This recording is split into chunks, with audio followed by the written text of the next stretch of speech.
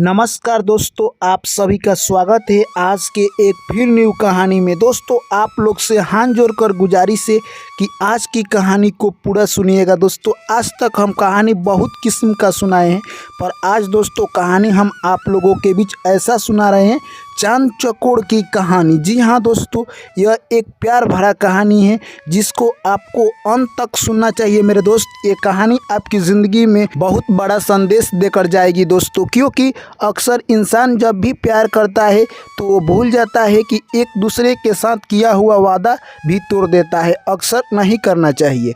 चलिए दोस्तों, इस चांद की कहानी में आपको पता चलेगा कि प्यार का क्या वैल्यू होता है, इसलिए आप लोग कहानी को अंत तक जरूर सुनिए। यह कहानी दोस्तों उत्तराखंड की है। एक प्यारा सा गांव था उत्तराखंड में, जिस गांव में दोस्तों एक व्यक्ति रहता था, जिस व्यक्ति की पत्नी काफ़ी खूबसूरत थी। दोस्तों, वो व्यक्ति अपनी पत्नी से काफ़ी प्यार करता था। दोस्तों, उनके शादी के लगभग 2 साल हो चुके थे। उनके घर एक पुत्री जन्म लेती है, जो कि दोस्तों चांद का टुकड़ा होती है। उसको देखने के लिए दूर दूर से लोग आते हैं, बहुत सारे लोग आते हैं और उसको जब भी देखते हैं तो उसके तरफ आकर्षित हो जाते हैं। दोस्तों, मानो कि एक चांद का टुकड़ा पृथ्वी पर आ गया है।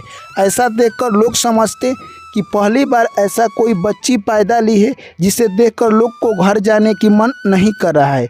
दोस्तों, वो इतनी प्यारी थी जिसका जिक्र हम अपने शब्दों से नहीं कर सकते हैं। दोस्तों, लड़की का पिता अपनी लड़की से बहुत प्यार करता, जैसे ही उसको देखता उसके दिल का सुकून मिलता। दोस्तों, परंतु उनके बीच एक बात थी कि जब भी वो अपनी लड़की को देखता, उसकी लड़की उसे मना कर देती देखने के लिए। वो उसकी लड़की बोलती कि आप मुझे मत देखिए। दोस्तों, वो अपने लड़की से बहुत प्यार करता था, परंतु उसकी लड़की मना कर देती थी। दोस्तों, अब वो सोचने लगा कि मैं अपनी बच्ची को क्या करूं। दोस्तों, समय धीरे धीरे ऐसे ही निकलता गया और उसकी लड़की थोड़ी सी बड़ी हो गई। दोस्तों, वो सोचने लगा व्यक्ति कि मैं अपना लड़की का एक नया घर बना देता हूं। यहाँ से कुछ दूरी पर एक पहाड़ है, उसी पहाड़ पर मेरी लड़की चांद का टुकड़ा वहीं पर रहेगी। दोस्तों, वो व्यक्ति वहाँ पर एक अच्छा खासा राजमहल बना देता है और उसी में उसकी लड़की रहती है। एक दिन की बात है, उस व्यक्ति के पास एक राजकुमार आता है जो कि काफ़ी गरीब था। वो आकर उस व्यक्ति से बोलता है, क्या मुझे कोई काम मिलेगा? मैं बहुत भूखा हूँ। काम के बदले में आप मुझे 2 वक्त की रोटी दे दीजिएगा, बस यही मेरे लिए काफ़ी है। दोस्तों, यह सब बात सुनकर वो व्यक्ति बोलने लगा कि मेरे पास तो कोई काम नहीं है, जो भी नौकर है हमारे यहाँ सीट खाली नहीं है, इसलिए मैं तुम्हें अपने यहाँ नौकर के रूप में नहीं रख सकता हूँ। दोस्तों, यह बात सुनकर वो राजकुमार काफ़ी उदास हो जाता है। बोलता है, देख लीजिए एक बार फिर से, क्योंकि मैं आपसे कुछ नहीं मांग रहा हूँ, सिर्फ 2 वक्त का रोटी दीजिए और मैं आपका सारा काम करूँगा। दोस्तों, तभी उस व्यक्ति को याद आता है कि मेरी बेटी के यहाँ कोई नौकर की कमी होगा तो वही रख लेगी। वो व्यक्ति उस राजकुमार को अपने बेटी के पास उस पहाड़ पर भेज देता है। दोस्तों, वो नौकर जाता है और बोलता है कि हे चांद कुमारी, मैं आपके यहाँ नौकरी करना चाहता हूँ और मैं काफ़ी गरीब हूँ और मुझे 2 वक्त की रोटी दीजिएगा, सिर्फ मैं आपका काम करूँगा। दोस्तों, वो चांद बोलती है कि ठीक है, मैं तो आपको काम दे देती हूँ, परंतु आज से तुम्हें मुझे देखना नहीं है। दोस्तों, वो चांद थी जो कि दूसरे पुरुष को देखना नहीं चाहती थी। वो व्यक्ति बोलता है, ठीक है, मैं आपका जो भी काम है वही करूँगा और मैं आपको नहीं देखूँगा। वो चांद बोलती है, आज से तुम मेरे पास 2 भैंस है, उसी दोनों भैंस को तुम घास काट कर खिलाओगे और उसे दूध निकाल कर बेचोगे, यही तुम्हारा आज से काम है। दोस्तों, राजमहल के बगल में वो भैंस रहती थी, उसी में अब वो राजकुमार डेली घास काट कर लाता और भैंस को खिलाता और दूध उसका बेचता। उस राजकुमार का यही दिनचर्या था। धीरे धीरे दिन बीतते गए। एक दिन चांद का टुकड़ा, जो कि वो राजकुमार घास काटने के लिए जाता है, उसको देखती है। वो नहाने के लिए जाता है, उसको छुप छुप कर देख रही थी, परंतु दोस्तों राजकुमार उस चांद को नहीं देखता। कहे तो दोस्तों, वो चांद राजकुमार से अब प्यार करने लगी और देखने में राजकुमार काफ़ी हैंडसम था। दोस्तों, एक दिन जो राजकुमार घास काटने के लिए जंगल में गया था, वहीं पर यानी चांद पहुंच जाती है और बोलती है कि आपको घास काटने भी नहीं आता है, और वो घास काटने लगती है। यह सब देखकर यानी राजकुमार मुस्कुराने लगता है और वो समझ जाता है कि यानी जो चांद कुमारी है जो कि हमसे प्यार करने लगी है दोस्तों। और ऐसे करते करते वो अपने दिल की बात चांद कुमारी उस राजकुमार से बता देती है।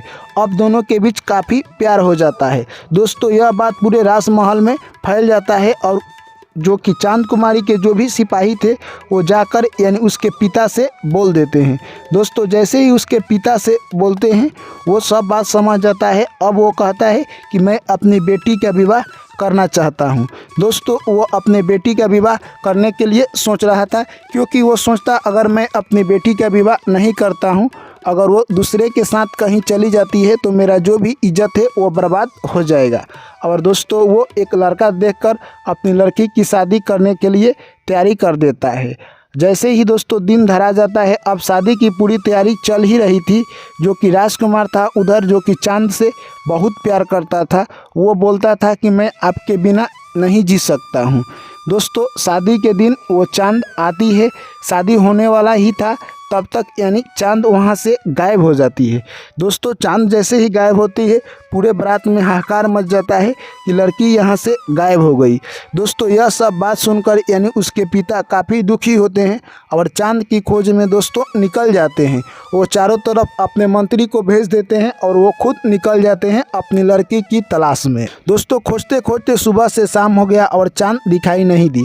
उधर दोस्तों राजकुमार था जो कि उस लड़की से यानी चांद से प्यार करता था, वो भी अपनी चांद की तलाश में इधर उधर घूमने लगा दोस्तों। वो दिन भर जंगल भटकने के बाद उसकी चांद की मुलाकात नहीं होती है और शाम को एक पेड़ के नीचे आकर वो थक कर बैठ जाता है। तभी देखता है कि उस यानी पेड़ के ऊपर एक लड़की का लाश लटका हुआ है दोस्तों। वो ऊपर जाकर देखता है तो उसी की चांद है। वो चांद से अपने गले लगकर यानी दोस्तों वो रोने लगता है। और तब तक वहीं पर यानी उसके लड़की के पिता पहुंच जाते हैं और राजकुमार से बोलते हैं कि हे राजकुमार ये सब कैसे हुआ दोस्तों। तभी वो राजकुमार कहता है आपने मेरी चांद को मुझसे छीन लिया, यानी आपका जिद ने मेरी चांद को इस दुनिया से अलविदा कर दिया दोस्तों। यह सब बात सुनकर लड़की का पिता वो भी रोने लगता है और कहता है कि हे भगवान मेरे साथ क्या हो गया दोस्तों। अगर लड़की का पिता उसी से शादी कर देता राजकुमार से तो उसके साथ ये नहीं होता, परंतु उसने ऐसा नहीं किया। अब दोस्तों राजकुमार काफ़ी उदास रहने लगा और वो सोचने लगा कि अब मेरा क्या होगा दोस्तों। लड़की का पिता अपनी लड़की का अंतिम संस्कार करने के लिए चिता सजाते हैं और उसी पर अपनी लड़की को लेटाकर उसका अंतिम संस्कार कर रहे थे। तभी दोस्तों राजकुमार सोचता है कि मैंने अपनी चांद से वादा किया था कि जिएंगे तो साथ साथ और मरेंगे तो साथ साथ दोस्तों। उसी चिता में वो राजकुमार फान कर अपनी जान दे देता है और उसी में जलकर वो भी भस्म हो जाता है। तो दोस्तों अब वो डेली यानी कहे तो जो राजकुमार था अपनी चांद की यानी तलाश में डेली एक पक्षी बन गया, यानी चांद चकोर की तलाश में डेली रात में वो भटकता है और अपनी चांदनी की तलाश करता है दोस्तों। तो यही थी दोस्तों चांद चकोर की कहानी, जो कि उत्तराखंड में दोस्तों फेमस है। एक गांव की ये कहानी है दोस्तों। जब भी दोस्तों उत्तराखंड में शादी विवाह होता है तो वर वधू को चांद चकोर की कहानी सुनाई जाती है दोस्तों। ये कहानी उत्तराखंड की बहुत फेमस कहानी है दोस्तों। ये कहानी हमें यही सीख देती है कि जब भी हम एक दूसरे से प्यार करते हैं तो उसमें जान की बाजी नहीं देखते हैं।